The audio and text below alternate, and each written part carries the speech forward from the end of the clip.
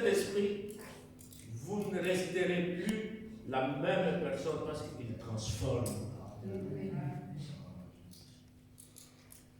Je ne veux pas m'attarder sur le rappel de ce qui a été dit, parce que nombreux ont été là le vendredi et le dimanche passé. Aujourd'hui, nous allons continuer dans la même lancée. Mais avant cela, nous voulons lire 3 portions d'écriture. D'abord, l'écriture principale, ou Romains 8, de 26 à 27. Ensuite, nous lirons Galates 6, de 1 à 5, et Colossiens 1, de 12 à 14. Vous pouvez nous aider, pasteur? Nous lisons au nom du Seigneur Jésus-Christ. Romains chapitre 8 au verset 26e. De même aussi l'Esprit nous aide dans nos faiblesses, car nous ne savons pas ce qu'il nous convient de demander dans nos prières. Mais le Saint-Esprit lui-même intercède par des soupirs inexprimables. 27. Et celui qui sonde le cœur connaît quelle est la pensée de l'Esprit, parce que c'est selon Dieu qu'il intercède en faveur des saints. Amen. Galates 6.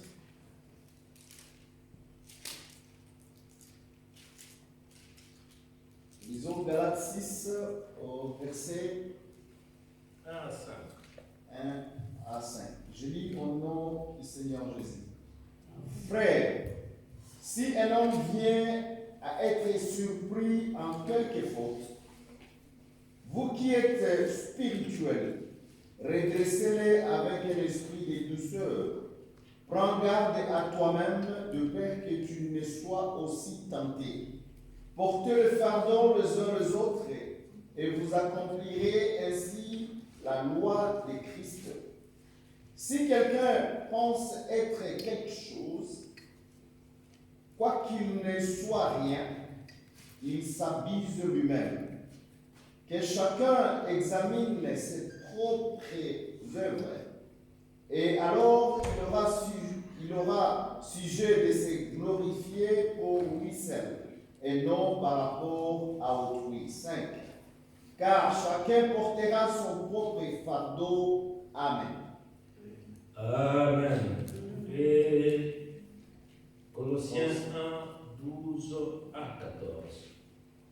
Nous lisons Colossiens chapitre 1 au verset 12e au 14e. Je lis au nom du Seigneur Jésus-Christ.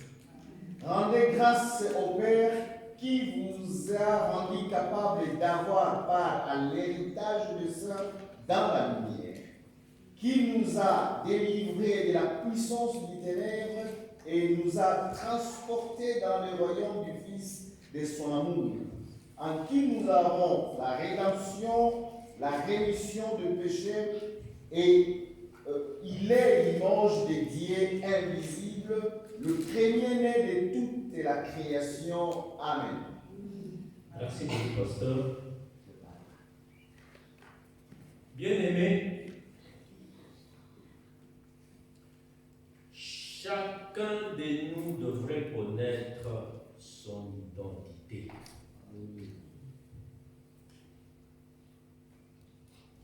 Pourquoi connaître son identité? Tout simplement parce que dans l'Église, il y a des religieux. Qui sont des religieux? Ce sont des personnes qui font semblant de quitter le monde. Ce sont des personnes qui n'ont pas reçu une vraie repentance.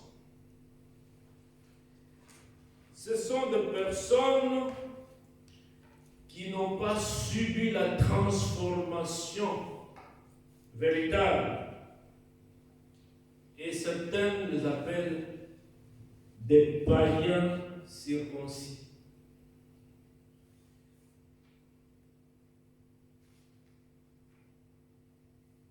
Ça, c'est le premier groupe. Mais il y a un autre groupe des enfants de Dieu. Ce sont ceux-là qui ont reçu la vraie repentance. Mais parmi les enfants de Dieu, il y a aussi une certaine catégorie de personnes. Et dans les enfants de Dieu, il y a des gens qui, après avoir accepté Jésus-Christ comme Seigneur et Sauveur, n'évoluent pas. Ils ont difficile à prier. Ils ont difficile à lire et à méditer la parole de Dieu. Ils se plaignent à tout moment et voudraient que l'on prenne soin d'eux. Et cela, vous en trouverez de grandes personnes, mais on les appelle des bébés spirituels. Parce qu'ils sont dans l'église, ils sont stationnaires, ne veulent pas grandir. Mais il y a aussi ceux-là qui, tout en étant dans l'église, après avoir accepté le Seigneur, vivent comme s'ils étaient dans le monde. Ils sont beaucoup plus charnels.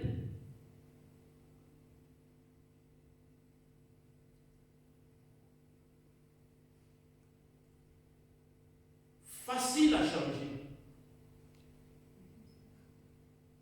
Il suffit qu'ils puissent entendre une autre doctrine, ils changent. Il suffit qu'ils puissent voir quelque chose qui brille, ils changent.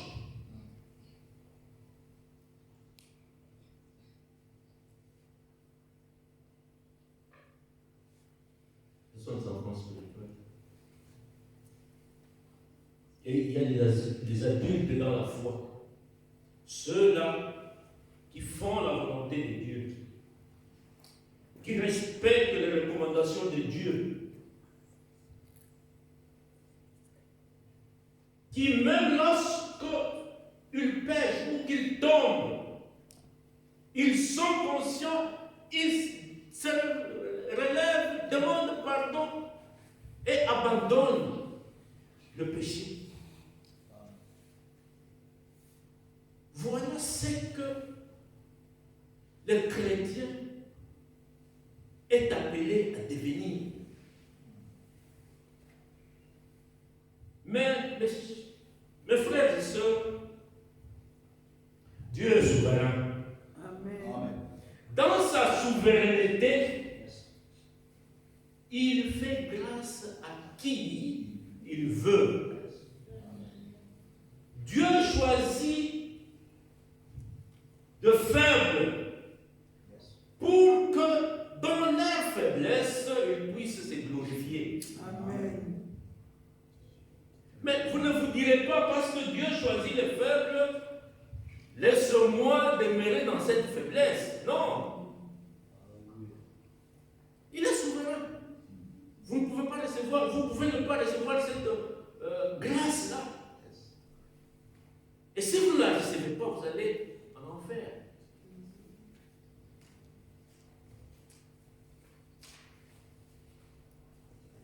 Dans la Bible,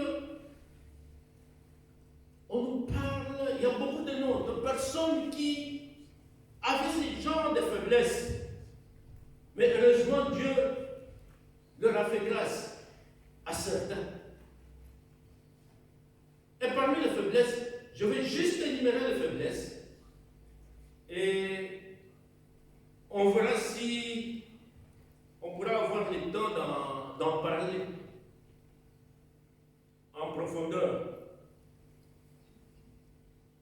peur. La peur est une faiblesse. Et nous retrouvons la peur dans la vie de certains hommes de Dieu, notamment Abraham, Moïse, Pierre, Thomas. Vous vous rendez compte, Moïse, avant que le Seigneur ne lui donne la mission de délivrer son peuple d'Égypte, une fois, lorsqu'il était encore appelé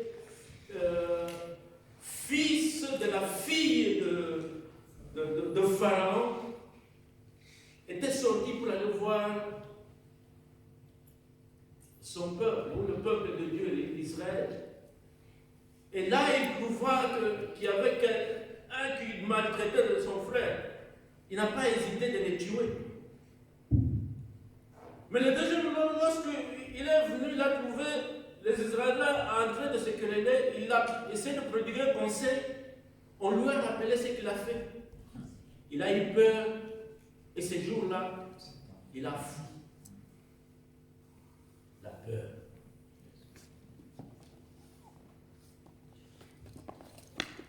En dehors de la peur, il y a la panique.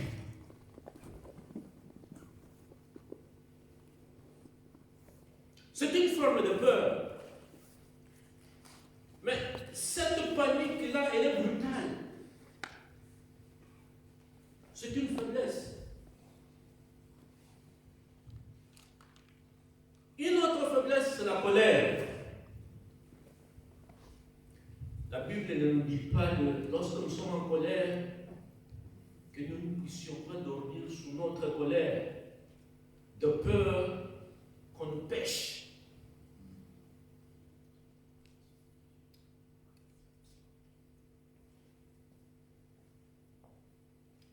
Après la colère, nous avons comme faiblesse l'amour du sexe. Beaucoup de grands hommes, des hommes de Dieu dans la parole, dans la Bible, ont eu cette faiblesse-là. Mais lorsque vous examinez Galates 5, à partir du 16e verset, il y a Galates 5, il y a plusieurs autres versets que je vous donnerai après, où on énumère les désirs de la chair. On parle de certains éléments, ceux qui le font n'hériteront pas le royaume des cieux. Donc, on parle aussi de l'adultère. Celui qui est l'ex tombe dans l'adultère. Prenons le cas de David, que même il a été poussé à tuer le mari d'une femme, parce qu'il avait déjà commis l'adultère avec.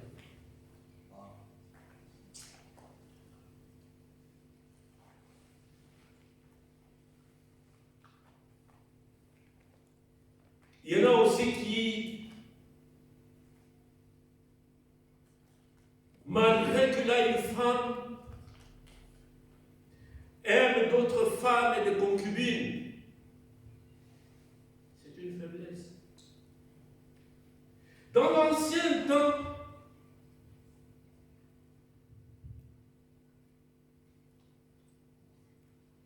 si l'on prend l'exemple de Salomon, lui qui s'était marié à environ 1000 femmes, et en plus de ces 1000 femmes, il avait des concubines. Moi, je me demande, 1000 femmes, 300 365 jours. Pour avoir la première femme, là, il fallait peut-être près de 3 ans. Est-ce que ça valait la peine?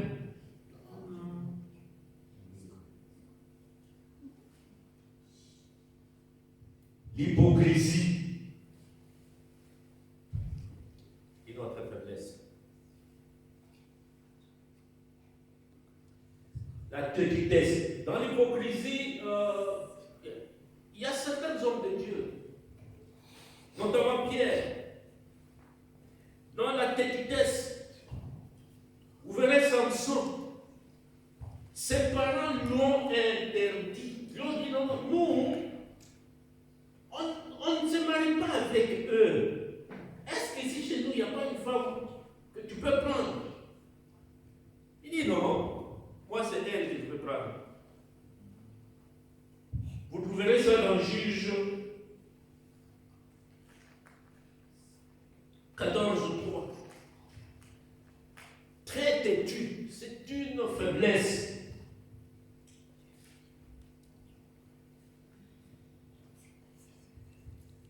Le vol, la cupidité, la tricherie, c'est aussi une faiblesse. Dans certaines églises, il y a des personnes qui peuvent venir, ils viennent. Pensez qu'ils voient un téléphone, ils récupèrent le téléphone et ils partent. Pourtant, il est venu prier, il est venu dans la présence de Dieu. Mais ils soutirent. Il y en a même qui vont plus loin.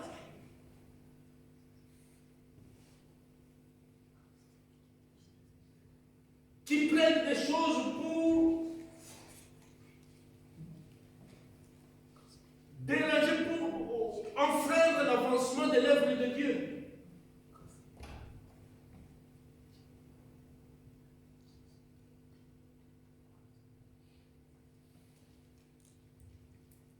Être émotif, c'est aussi une faiblesse.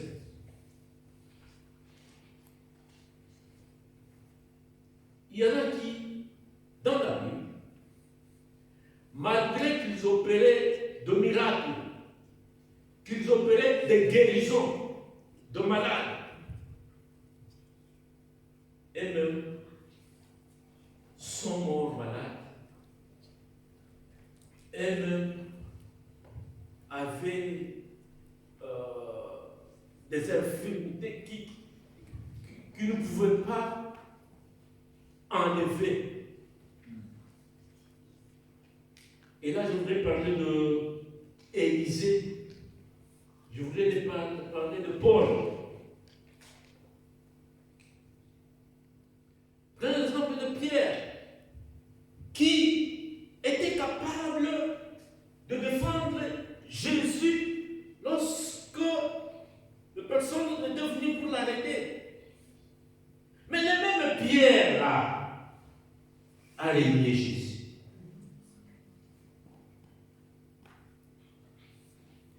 Heureusement que le Seigneur Jésus lui avait parlé bien avant. Et lorsque le coq chantait, il s'est rappelé ce qu'on lui avait dit.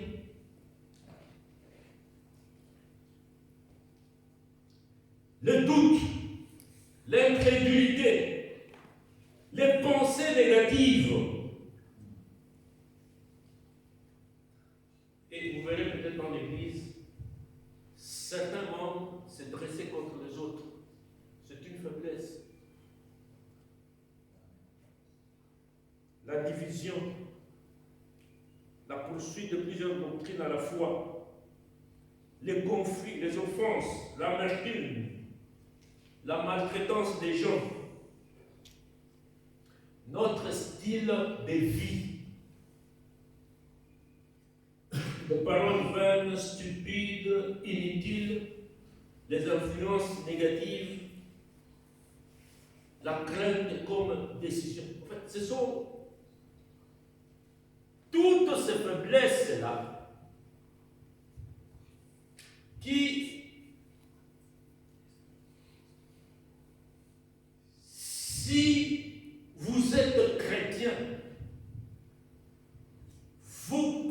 pouvez demander l'aide du Saint-Esprit pour que vous puissiez vous en débarrasser. Amen.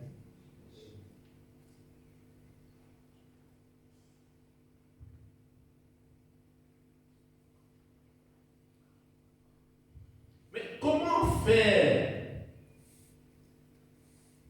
pour demander l'aide du Saint-Esprit, pour que le Saint-Esprit puisse nous aider dans toutes ces faiblesses?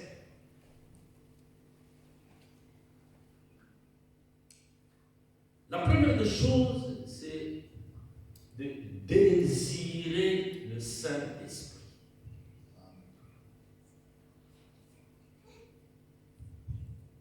Nous pouvons accepter le Seigneur Jésus comme Seigneur et Sauveur. Et la dernière fois, le pasteur nous a aussi parlé de manière de recevoir le Saint-Esprit. Alors, lorsque je parlais de désirer le Saint-Esprit, ce désir-là, ce n'est pas un désir qui reste au niveau des lèvres.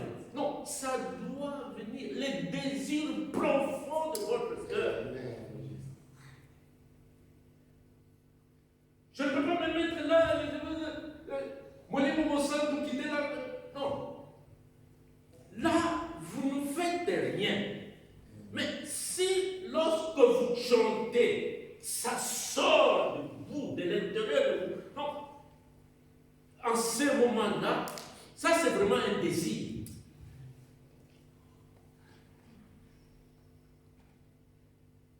Beaucoup de gens ne sont pas conscients d'une chose.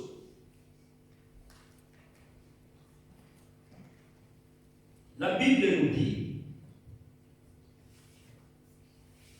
mon corps est le temple du Saint-Esprit. Réfléchissons un peu. Cela signifie quoi?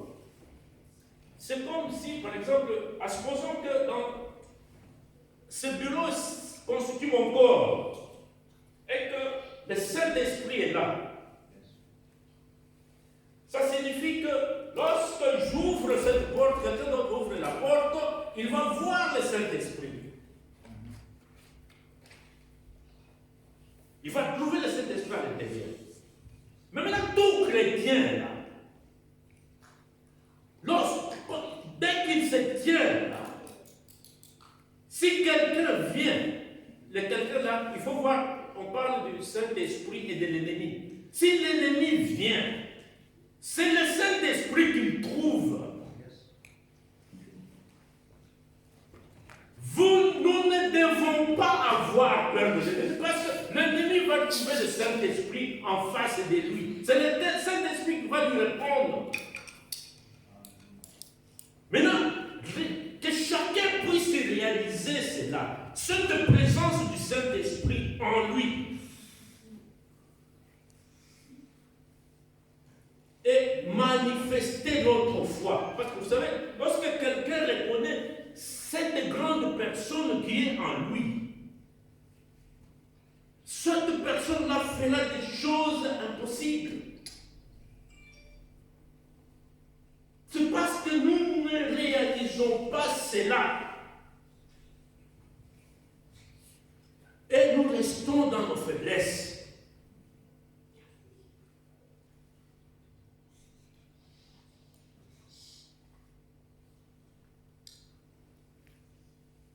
En nous réalisant que nous ne sommes qu'une base, nous sommes le temple du Saint-Esprit, nous réalisons que Dieu habite en nous. Le Seigneur est en nous. Mais le Saint-Esprit, Dieu ne cohabite pas avec les péchés. Donc, les faiblesses là, moi j'appelle ça les péchés. Ce sont des péchés. Si Dieu ne vous fait pas grâce, ce sont des péchés.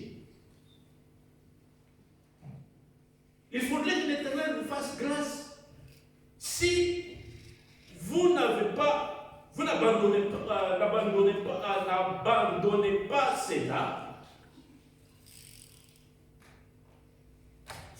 vous serez perdu. Mais comme Dieu fait grâce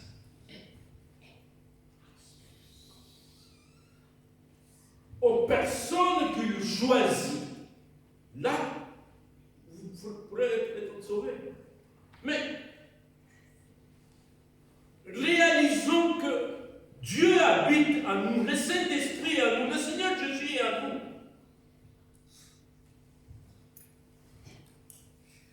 Vous là, vous ne vous appartenez plus.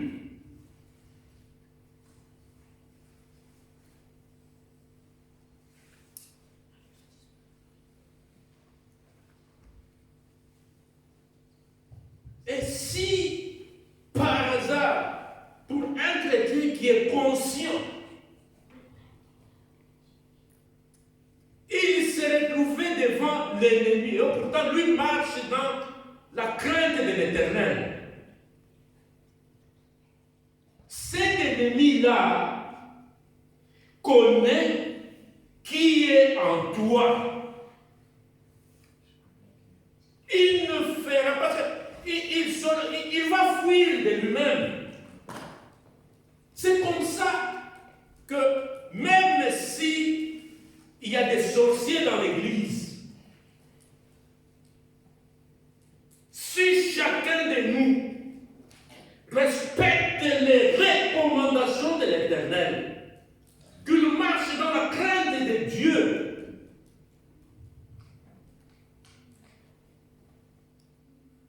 devant l'ennemi lui-même fuira. Amen. Vous n'aurez pas besoin de les chasser, il va fuir. Parce que celui qui est en nous est plus fort que tous ceux qui sont dans le monde. Amen.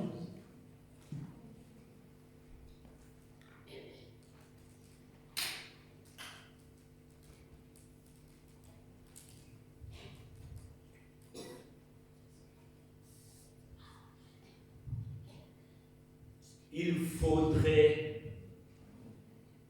accepter de lâcher prise, c'est-à-dire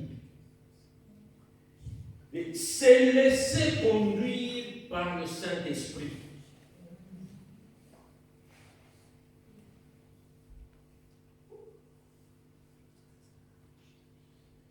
Ne vous dites pas que non, bien, est-ce que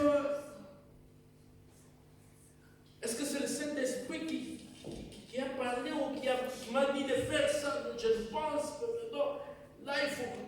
Est-ce que ce n'est pas un moment? Non. Lorsque vous avez le Saint-Esprit et que vous vous abandonnez entre les mains du Saint-Esprit, vous abandonnez tout ce que vous faites entre les mains du Saint-Esprit, il vous conduit, le Saint-Esprit pourra même vous dire, non, cette tenue-là, je n'aime pas.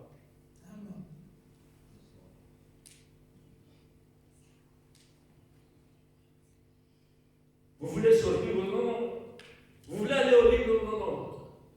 Ne dormez pas. Allez prier, par exemple,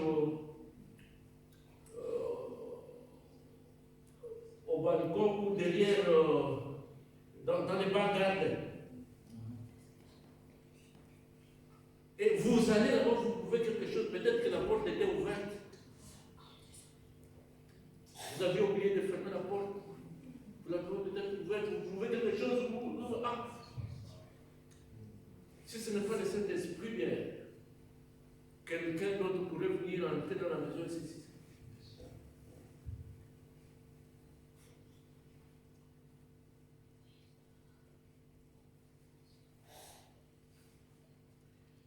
Nous devons apprendre à lire la parole de Dieu, à la méditer, à jeûner, à prier,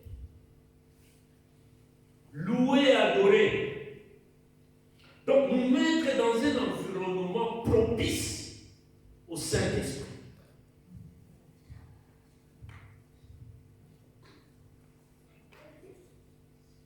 Vous êtes là, vous pouvez être là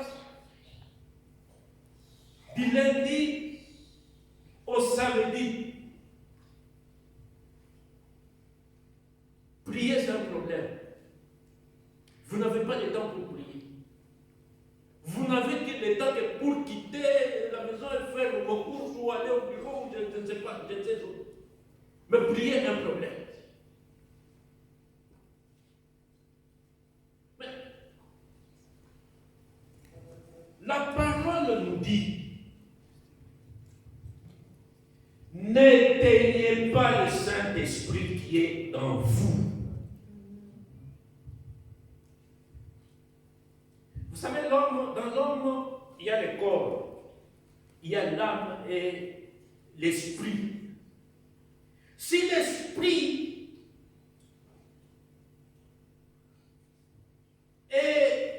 n'est pas nourri, la nourriture de l'esprit, c'est la parole de Dieu, c'est la louange, c'est l'adoration, ce sont les jeûnes et prières, ce sont ces dispositions-là qui font grandir votre esprit. Mais si vous ne faites pas ça, et que vous nourrissez beaucoup plus votre âme dans vos désirs, vos besoins, en tout cas, les lobes, en tout cas, il faut regarder, je ne sais où, ou manger je ne sais quoi, ou dehors. Bien. Volonté na yo wana. Ce qui est l'équipe, parce que la volonté, c'est pratiquement le désir de la chair. Vos émotions là, au limite qu'on satisfaire chair. Le corps ici, et ça, le corps là-bas, qui n'a moi, donc, n'a rien à faire. Azana iloko ça la tête, ce qui âme et ébiciété, ce qui esprit et ébiciété.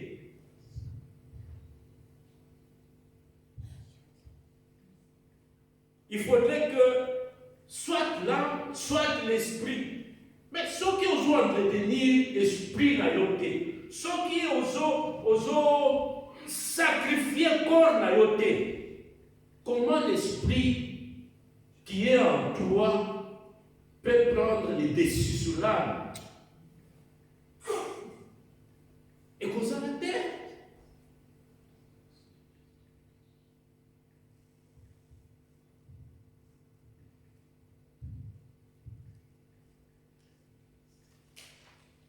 Alors nous devons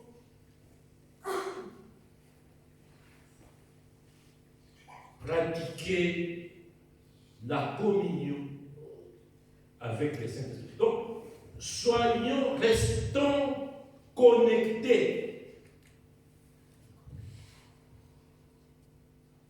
avec le Saint-Esprit.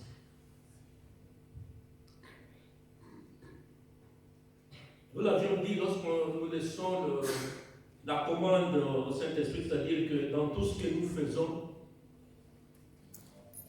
jamais rien, alors rien sans le Saint-Esprit.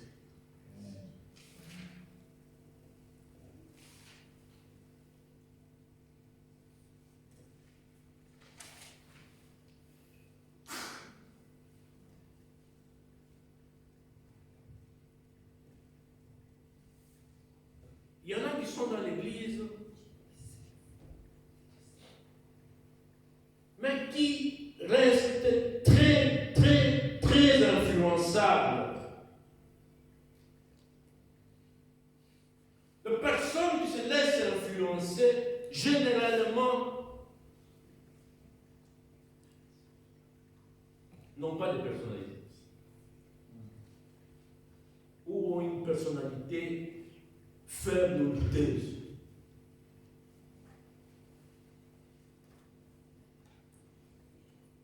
Ainsi, vous voulez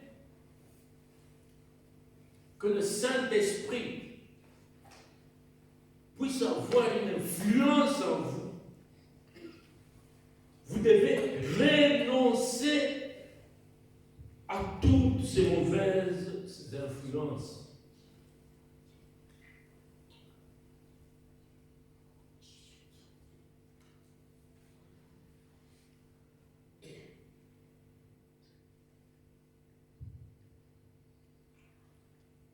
Que la parole de Dieu, parce qu'il nous a été dit que ce livre ne s'éloigne point de votre bouche. Soyez saturés de la parole. Saturé signifie ceci. Zoa cantine ya mai. Cantine. Tiens, la combiné. Fongo la mai. Mai como kita na cantine. À un certain moment, mai kotonda. Et bandi ko sopana. C'est ça la saturation. Il faut être saturé de la parole de Dieu.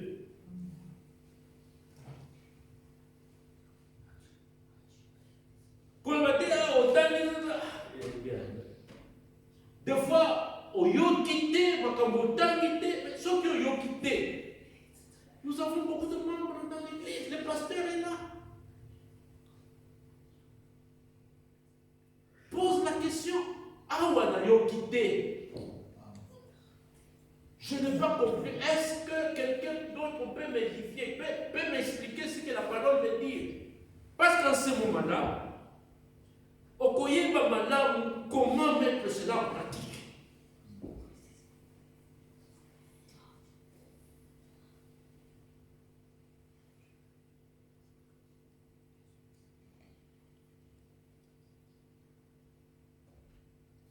Notre cœur, là,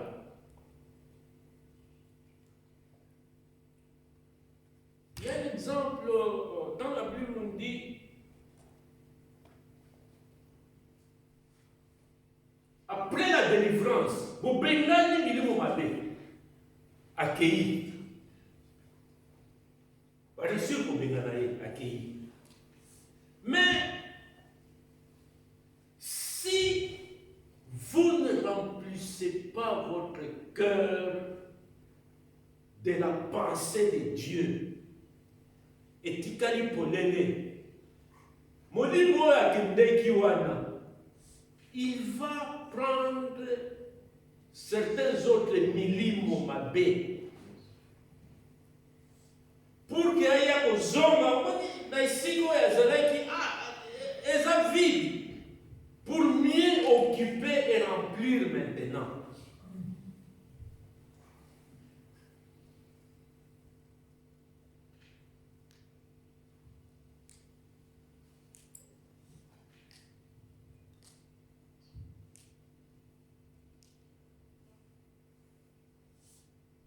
Dans le désir ardent, il y a Molim.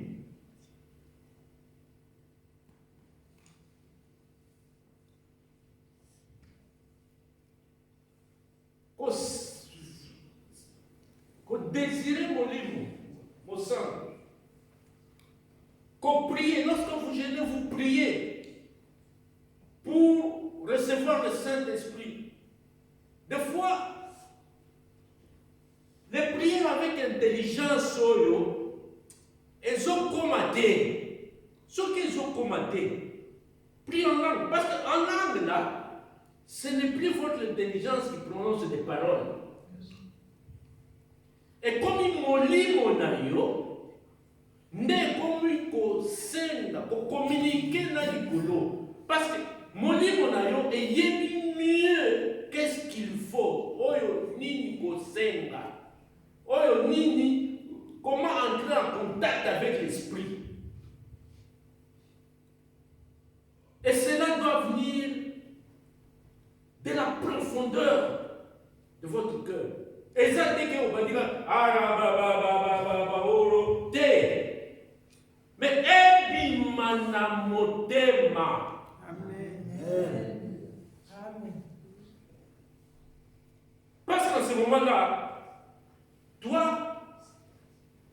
tu ne sais pas quoi dire, mais motema na yo. Donc ton esprit là, qui connaît, parce que ce qui reste en contact avec l'esprit de Dieu ou avec Dieu, c'est ton esprit. Maintenant, quand tu pries en esprit, là, ou tu pries en langue, donc, il y a un moyen de communiquer ma langue que Dieu.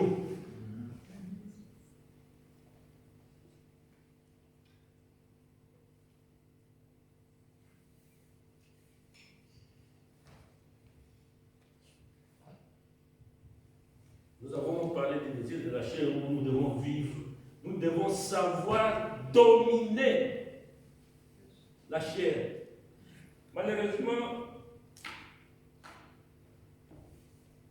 c'est une question vraiment très difficile pour les chrétiens.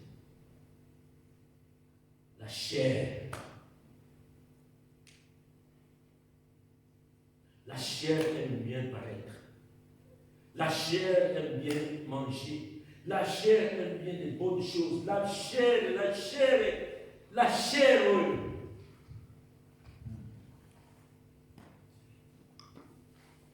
Faites attention avec la chair. C'est vrai que lorsque nous venons dans ce monde, et ça, tout le monde a kaka nzoto. Moi, je t'ai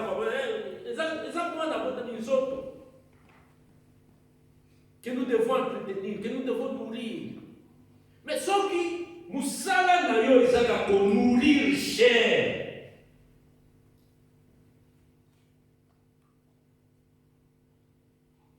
Et ça passe.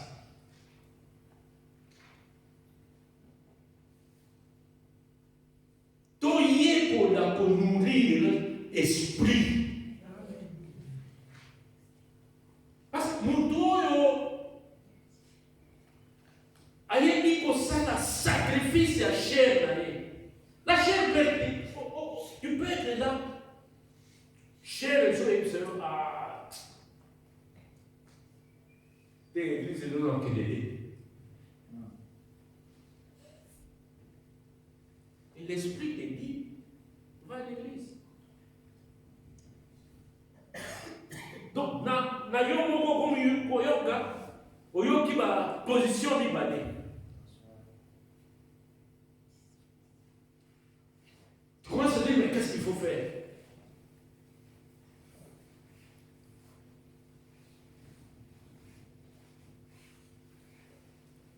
Domine la chair. Ce qui, et ça le code à moi, non? L'enfant, j'ai besoin de comprendre. Abandonner pour les là, pour joie le roi. C'est ça la chair. Si vous biso dans mon kilio, tolingana mingi, chair est à la madame.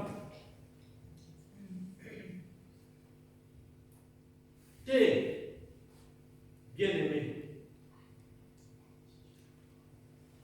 Pour la conserver sans âme, il faut qu'on sacrifier les autres.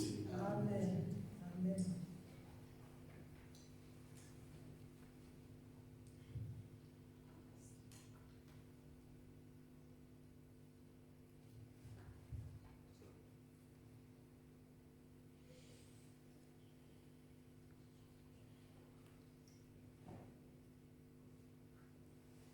Il y en a qui,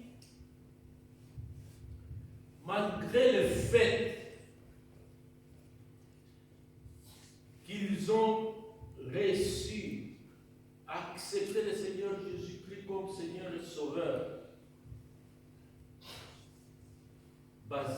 ils sont des désastres.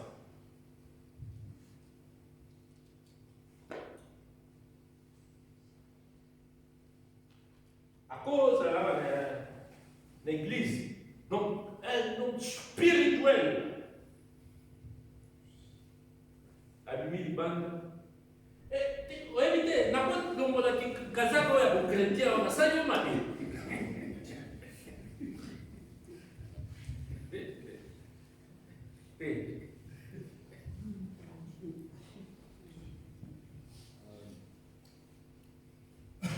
N'ayez pas ces deux faces-là.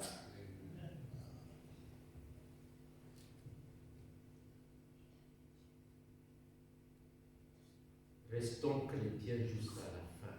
Amen. Tous à la batu oyo bayebi non. Soit na tongo, il faut na la boucanaï beaucoup mis sans âme.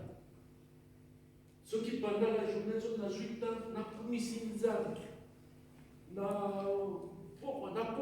Donc, il faut rester encore. On a exemple, mais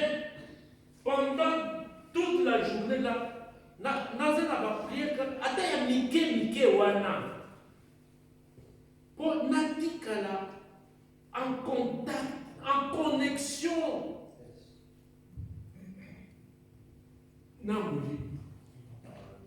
Parce que le Saint-Esprit, au moins de la faiblesse,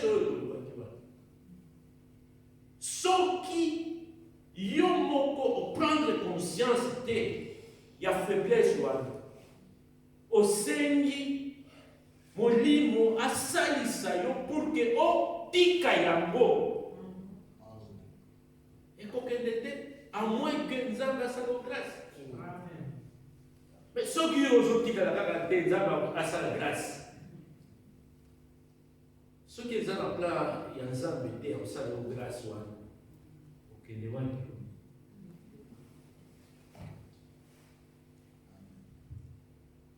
Merci, aujourd'hui nous allons nous arrêter là. Et nous allons demander au pasteur qui nous conduise dans la prière.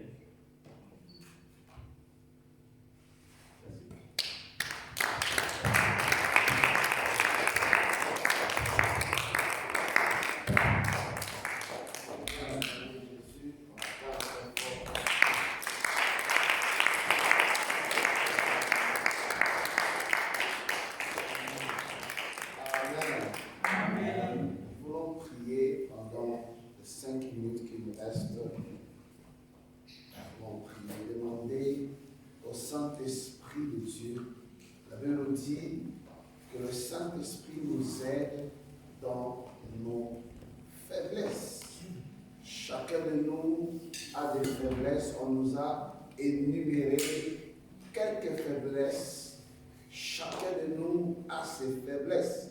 On nous a dit, si tu ne pries pas, si tu ne demandes pas l'aide du Saint-Esprit, rien ne va se faire.